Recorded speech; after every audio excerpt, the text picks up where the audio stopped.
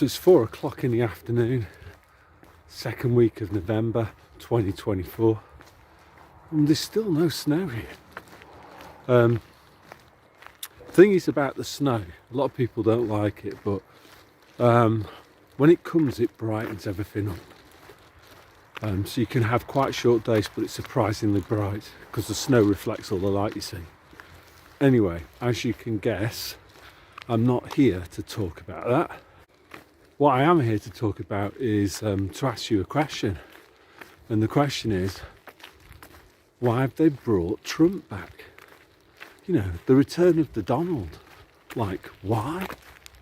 So we need to dismiss one thought straight away.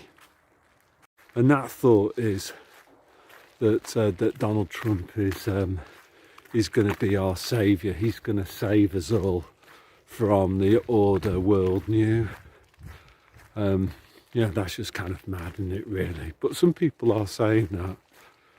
You know, what's that saying? Fool me once, shame on you. Fool me twice, shame on me. Yeah, that's how it goes. So basically, Trump, you know, he was the guy that was behind rushing out the medical experiment, wasn't he? Project Warp Speed. So the idea, you know, and he promised to lock up Hillary Clinton and, you know, drain the swamp and all that. So, you know, that phrase, all words, no action. That's Donald Trump, isn't it, really? So the idea that he's anything but one of their lifetime actors is kind of laughable, really. You know, like, seriously. The only person that's going to save you is yourself. You need to, as I've been trying to explain in the last few videos, you need to change yourself. You need to become a better person. So you might say then, well, so why have they brought him back? Like, what's the point? You know, why have they bothered doing it? And I've got some answers for you. First one is just a bit of energy harvesting. They like a bit of that. So you might have seen these, I think they're mostly American women who are shaving off their hair. So for me, when I saw that, I just thought, yeah, that's got a bit of the ice bucket challenge thing about it. You know, this is the big club behind the scenes. They're having a bit of a laugh about that, aren't they? Let's see how many absolute numpties we can get who not only believe in the left versus right paradigm of choice where there isn't really any choice whatsoever. It's also to sort of see if we can get them to do something really dumb, like shaving off all of their hair. In fact, they've done something similar to that when the People's Pantomime started. Do you remember that? And then anyway, you know, going back to that ice bucket challenge thing, you know, that was a classic example where they want to sort of test their ability to influence us and to get us to dance to their tune, even if their tune is ridiculous. So, you know, that's what the ice bucket, it's got all that flavouring. Yeah, like they're running a test, and what they want to know is, have we still got these Muppets in the palm of our hand? That's what they want to know. Can we still manipulate them and to get them to do all sorts of stupid things? Are they still that dumb, or have they learnt anything? The second reason is it's kind of, I think, a lot more important, and it kind of relates to engagement in the political process. So I think prior to Donald round one, Donald Mark 1, you know, like I think, you know, remember the Cortina, they had the Mark 1, didn't they? And then people kind of got used to it, and it got a bit familiar, and it got a bit boring. And then they brought out a revamped version, didn't they? Cortina Mark 2. And then even with music, I remember in, what was it now, 1983, there was the Manchester band New Order. They brought out a single, didn't they? Best-selling 12-inch of all time, Blue Monday. And everyone played it. And then everyone got sick of it. And then what they decided to do in 1988, you know, flogging a dead horse, was get somebody to remix it. Blue Monday 88. That second one didn't really work. In marketing, and they call that extending a product's life cycle. You know, so you've like developed an asset, like, I don't know, spent a lot of money developing this asset. You could call it Donald Trump or the Ford Cortina or this sort of a song called Blue Monday. And what you want to try and do is squeeze every last ounce out of this asset by kind of relaunching it, revamping it with these extension strategies. And that's what this is, you know. People have disengaged with the political process, and the idea is that Trump's going to come back in now. He's going to talk a really, really good game, you know, about how he's going to bring back free speech. He's going to promise you the world again. And guess what? Guess what he's going to do? He's going to deliver you absolutely nothing again for the second time. Just showing you here the river estuary. It's quite nice, even on a grey day. It's just about to go dark. Still beautiful.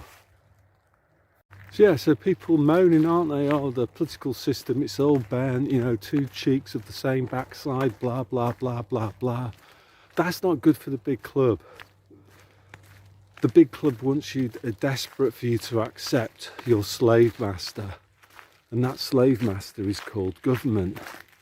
And you see, if you lose faith in the political system and you begin to question the whole concept of government and like, why are these people called politicians allowed to threaten you with force or incarceration in order to take well over half of your income and then do what they want with your money? You know, they don't want you questioning that.